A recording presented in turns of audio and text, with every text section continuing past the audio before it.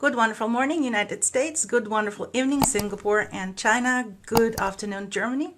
Welcome to the Fashion Business Mastermind Q&A, your weekly board meeting where you ask important questions and get answers that help you to move the needle in your business. I'm Julia Antofiev, fashion inventor and manufacturer, 15 years in business and your mentor on this wonderful journey. Stay tuned until the end of our Q&A. There are a lot of important and very interesting questions, and make sure to like, comment and subscribe, of course. If you have questions and you have not submitted these questions to me before, please type them in the comments under this video. Hey Chantal, very good to see you. Jackie is in quilting business and she would love to find a wholesaler for her quilt fabrics. I'm looking for a wholesale on fabric for my quilts. So the question is, how do you go about finding a wholesaler? I'm looking for a wholesale on fabric for my quilts. Alibaba.com is the best place to look for wholesale quilting fabric. Keywords that you look for are printed cotton, quilting fabric, DIY, Christmas printed fabric, and the like. Contact the suppliers and place an order. Even though it sounds simple, it is still work. So there are certain steps that you have to do, and you have to bring with you a lot of patience, but still you can handle that.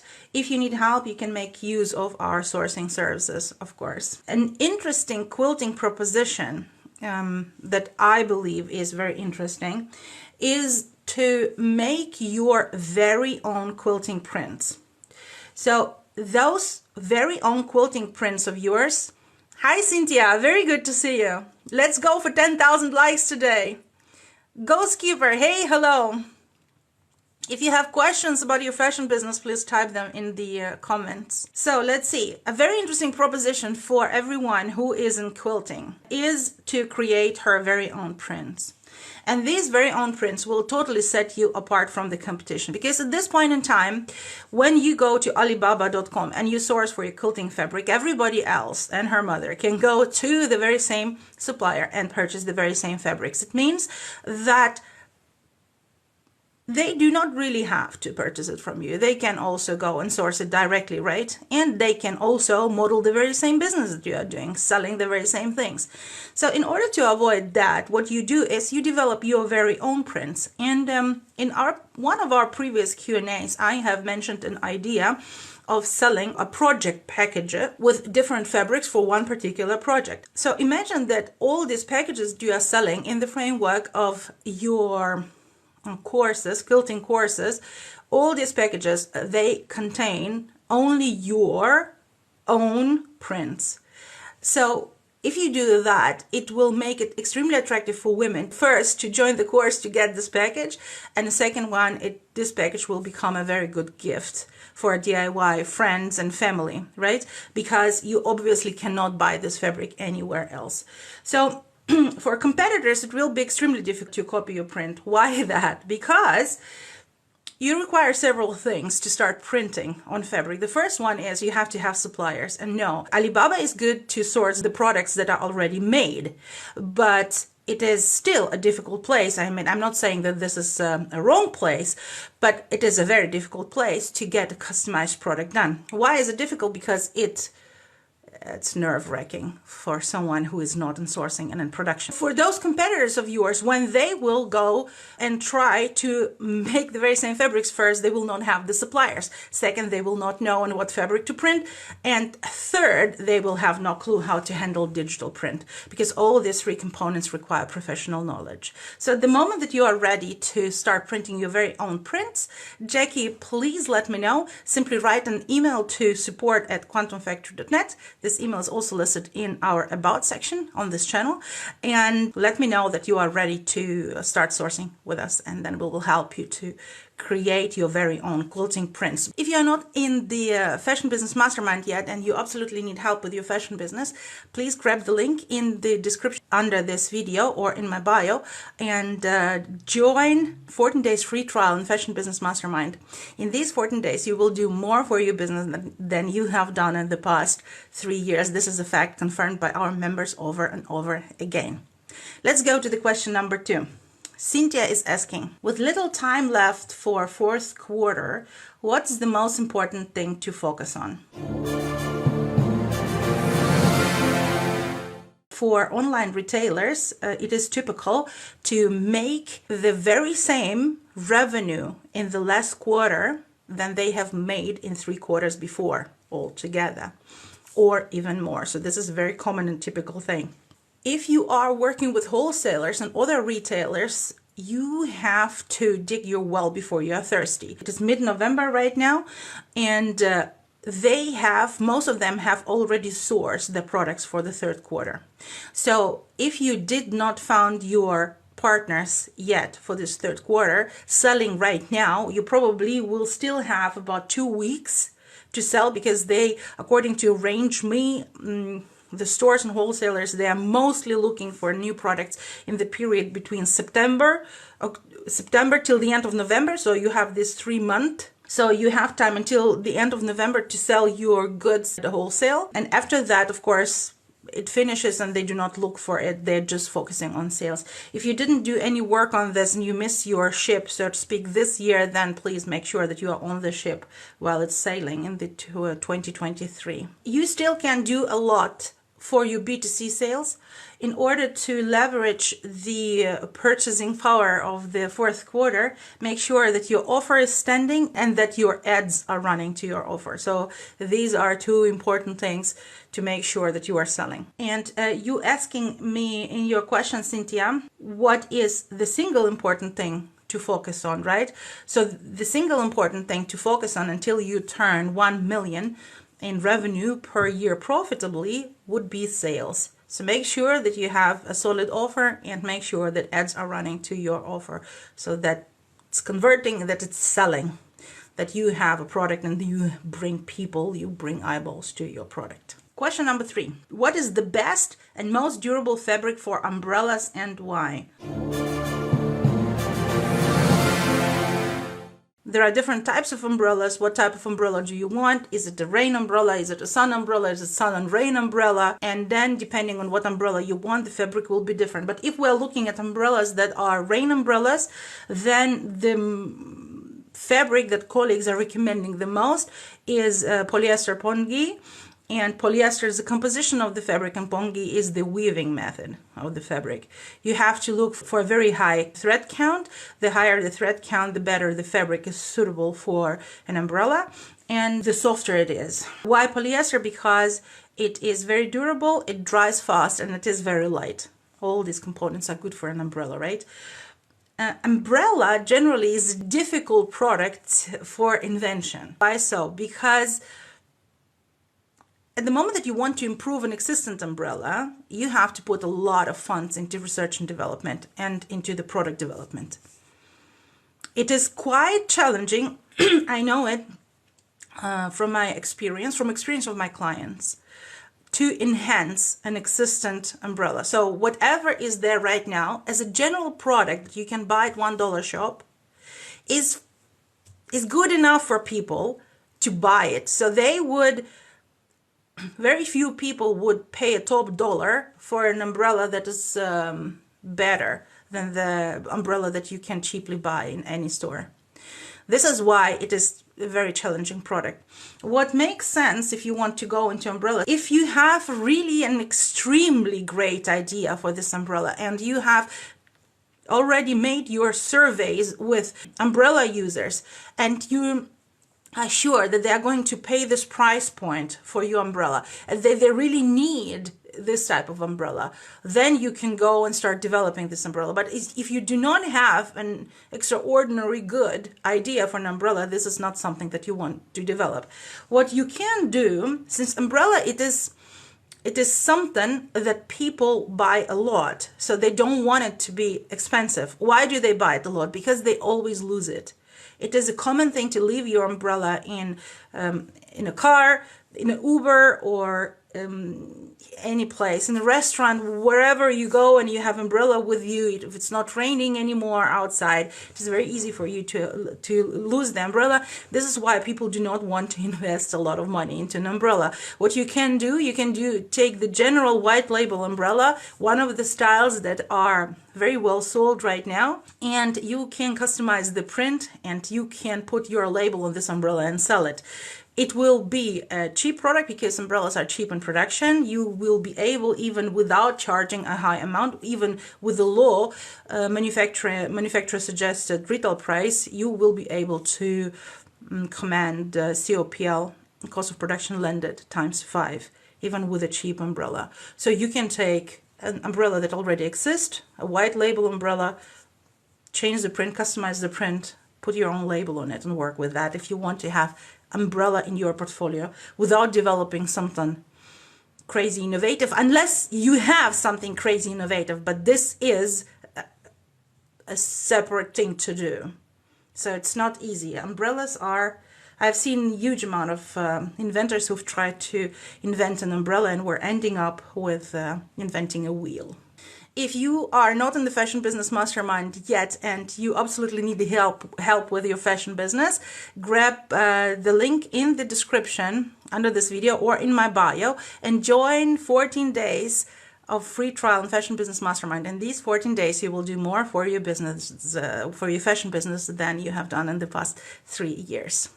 Let's go to the question number 4. Chantel is asking, if you receive an unofficial refusal from the trademark office for the likelihood of confusion with other marks, what are the chances a response will lead to a registered word mark or image?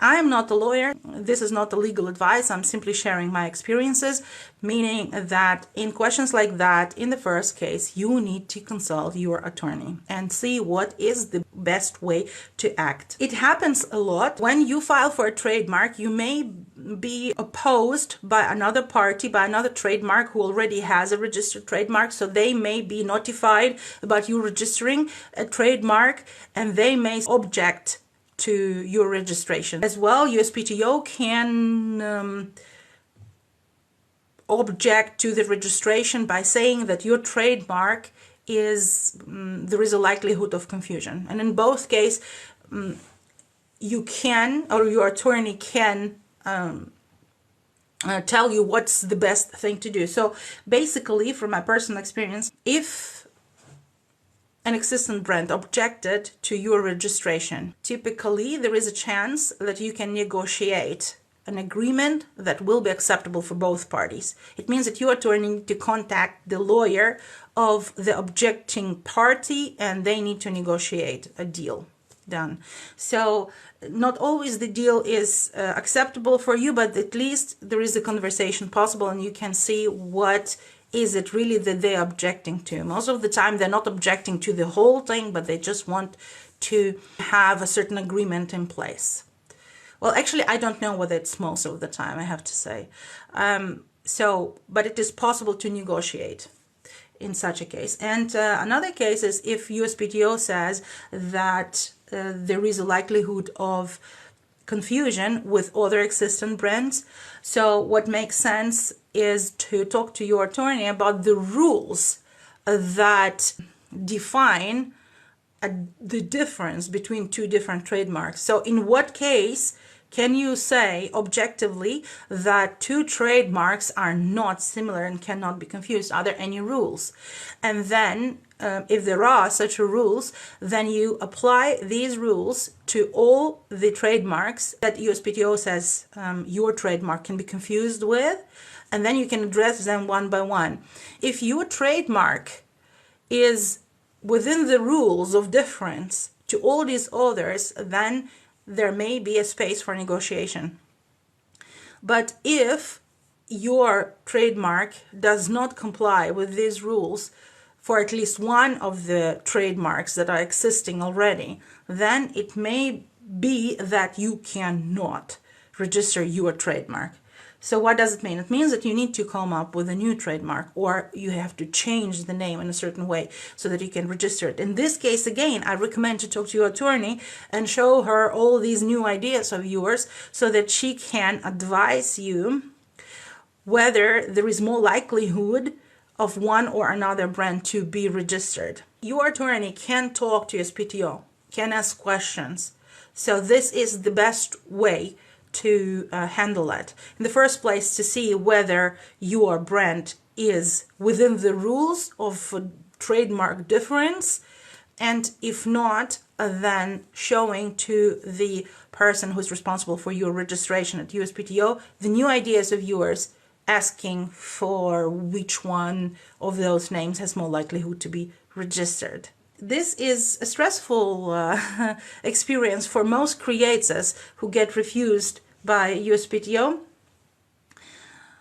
but it is a common one. It is something that is common and something that we have to deal with. This is why the rule counts do not get attached to your trademark until you have really registered it, because it is a common occurrence that you need to change it.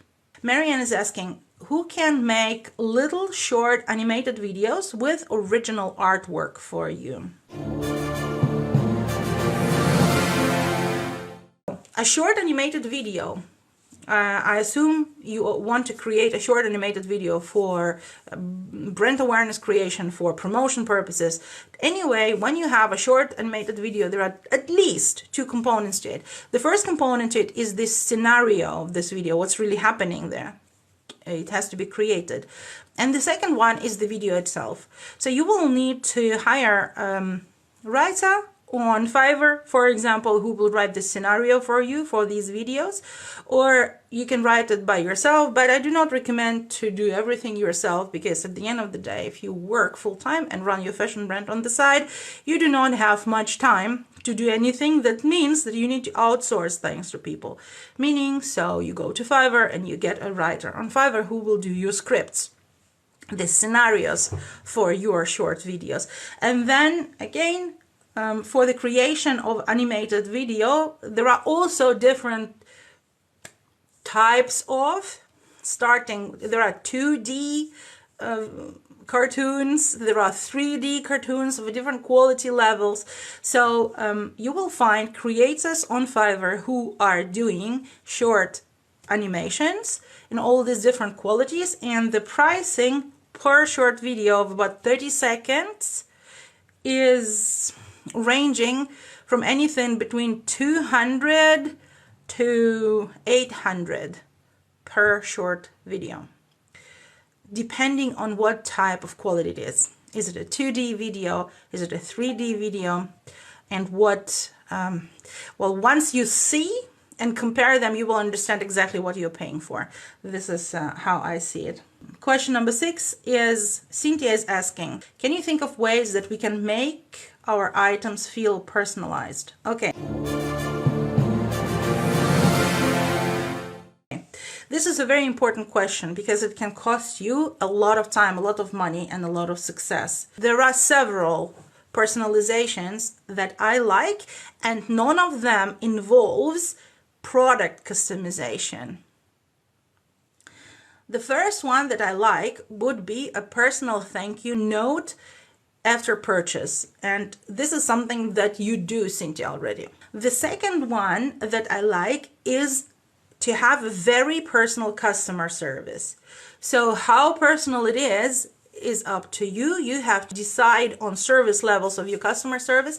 But what you can do, as an example, to be very personal, you can survey your clients for their birthday, names of their kids, and birthdays of their kids, maybe name of the spouse and birthday of the spouse, and the date of their anniversary. So these are the most important celebrations during the year. And then once you know those dates, you will be sending them congratulations, emails on those days with little gifts, also special offers. So it's up to you whether you are sending them small gifts or you are sending them special offers for those days. But the most important is that you are thinking of them on those important days in their life, and that you are thinking of their children, and you're thinking of their husband, and of the important anniversary date. So this, for me, is a very personal customer service. Once you do that, you achieve way much more with that than a customization of a product by writing this person's name on the product, for example. So it is more, people value the relationship more than they value the product itself, or at least seeing themselves, their own name on the product. And the third, so we have two. One is a personal note after the purchase. Second one is personalized customer service. And the third one is, that I love a lot, is the creative membership, where you allow your clients to become co-creators of your product. So you are basically customizing the product based on the design of your client, but not for one client. You are customizing it for a lot of clients, and you are making it to a game, in a way, to a revenue amplifying game, and to customer satisfaction amplifying game, and customer engagement amplifying game. The common standard creative membership structure we are running is to have a continuity program where all the members are in your continuity program. So they are purchasing your product every quarter or bi-monthly or every month, depending on your setup. And because they are in your continuity program, they are allowed to submit their own prints for your product. Those prints are being voted for by your audience, and the prints that are voted up, that win the competition, so to speak, are implemented in your next product variation. This is a creative membership concept. At the moment that, of course, you produce her variation, this variation, the creator of the variation is also getting royalties from the sales of this variation. So what is happening here? In the first place, you are honoring your clients as co-creators. They are in your continuity program. You know that continuity programs are the best programs for a company. The revenues created by continuity programs, recurring revenues, are valued 2 to 3 times higher than a normal revenues from unsuspected sales, so to speak. And for every company, for every product owner, having a continuity program is a blessing, because you can predict, you have predictable revenues. So you have your clients in the continuity program as a thank you to them, so that they have this, so that they believe in you and they're purchasing your products over and over again. You are giving them the opportunity to co-create a product. At the moment that their product is launched with their own print and they're getting royalties, of course they want to bring as many as possible clients to buy this product for you. So basically, with this program as well, you're creating a group of ambassadors of your brand. So this is the third way of customization I like. You basically customize the product, you made it more personal, but not in the way that we normally think how personalization works. And so as you have noticed, all these ways, they do not include personalization of a product on a level of a client. So at the moment that the client is purchasing your product, that you are putting something of this client on this product. So it does not involve that. And why not? We have an experience with, we've started our business with tailor-made designer clothing. So everything was personalized and customized. And personalization and customization is a fantastic thing. Of course, you have very good relationship with your clients, but it is absolutely not, but it is extremely difficult to scale. So it is more expensive in production, and it is extremely difficult to scale. And your first product should not be that difficult for you. Your first product should be profitable and easy for you to scale. So I would never recommend to start with any personalized products as a first product. You can think about it once you are running very well and earning very well, but it should not, I would not even think about anything personalized until you have reached your 25 units per day on average in sales for one product and all its variations. And after that, of course, you can think about it, but watch out. The personalization is costly.